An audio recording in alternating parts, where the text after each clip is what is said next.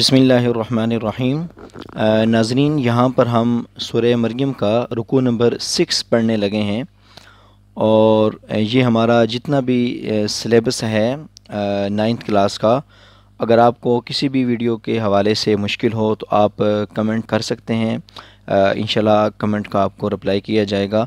اور میں کوشش کروں گا کہ جتنی بھی ویڈیو میں بنا رہا ہوں ان کا جو لنک ہے یہ ہر ویڈیو کے ڈسکرپشن باکس میں دے دیا جائے، تاکہ آپ کو کسی قسم کی کوئی بھی ویڈیو ڈھونڈنے میں مشکلات پیش نہ آئیں۔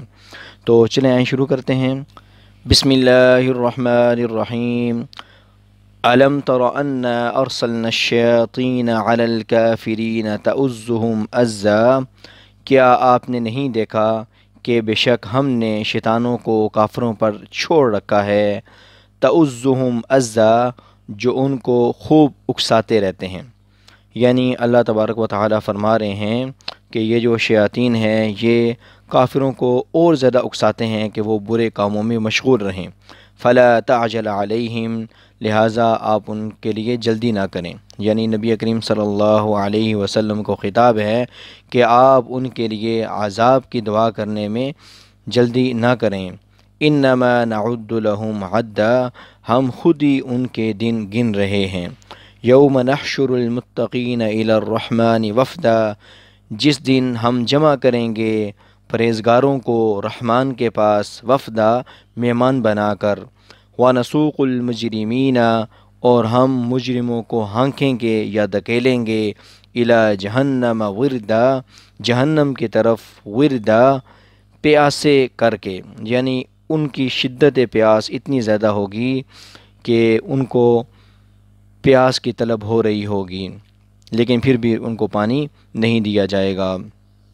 لا یملکون الشفاعۃ، اور وہ اس دن کسی شفاعت کے مالک نہ ہوں گے، یعنی کسی قسم کی سفارش وہ نہ کر سکیں گے، الا من اتخذ عند الرحمن عہدا، مگر اس شخص کو اختیار ہوگا جس نے رحمان کے پاس عہد لیا ہو، یعنی جس نے دنیا میں رحمان کی بات مانی، اللہ تبارک و تعالیٰ کی بات مانی، اس کو اللہ تبارک و تعالیٰ اختیار دیں گے کہ وہ سفارش کر سکے گا، صرف اس کی جس کے پاس ایمان کی دولت ہو۔ وقالوا اتخذ الرحمن ولدا، اور ان لوگوں نے یہ کہا کہ رحمان نے بیٹا بنا لیا ہے۔ یعنی یہاں سے عیسائیوں کا رد ہے کہ عیسائی جس طرح حضرت عیسیٰ علیہ السلام کو نعوذ باللہ اللہ تبارک و تعالیٰ کا بیٹا کہتے ہیں اور 3 خدا مانتے ہیں، تو اللہ تبارک و تعالیٰ یہاں پہ ان کا ایک مرتبہ پھر رد کر رہے ہیں کہ ایسی بات نہیں ہے کہ وہ حضرت عیسیٰ علیہ السلام کو جو اللہ تبارک و تعالیٰ کا بیٹا سمجھ رہے ہیں تو ان کی یہ بات بالکل فضول اور غلط ہے۔ لقد جئتم شیئا ادا، یقیناً تم بہت بھاری بات زبان پر لائے ہو، یعنی تم بہت ہی بھاری بات اللہ تبارک و تعالیٰ کی طرف منسوب کرتے ہو۔ تکاد السماوات یتفطرن، قریب ہے کہ آسمان پھٹ جائیں، وتنشق الارض، اور زمین پھٹ جائے، شق ہو جائے، وتخر الجبال ہدا، اور پہاڑ ریزہ ریزہ ہو جائے۔ یعنی یہ بات اتنی بڑی ہے کہ اس بات جو آپ بات کر رہے ہیں یہ اس بات سے بھی بڑی ہے کہ زمین اور آسمان پھٹنے اور پہاڑوں کے ریزہ ریزہ ہونے سے بھی بڑی ہے۔